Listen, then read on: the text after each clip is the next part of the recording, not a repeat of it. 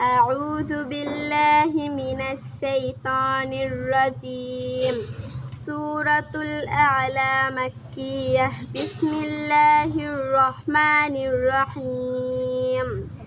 سبح اسم ربك الأعلى الذي خلق فسوى والذي قدر فهدى والذي أخرج المرعى فجعله غثاء أحوى سنقرئك فلا تنسى إلا ما شاء الله إنه يعلم الجهر وما يخفى ونيسرك لليسرى فذكر إن نفعت الذكرى سيذكر من يخشى ويتجنبها الأشقى الذي يصلى النار الكبرى ثم لا يموت فيها ولا يحيا قد أفلح من تزكى وذكر اسم ربه فصلى بل تؤثرون الحياة الدنيا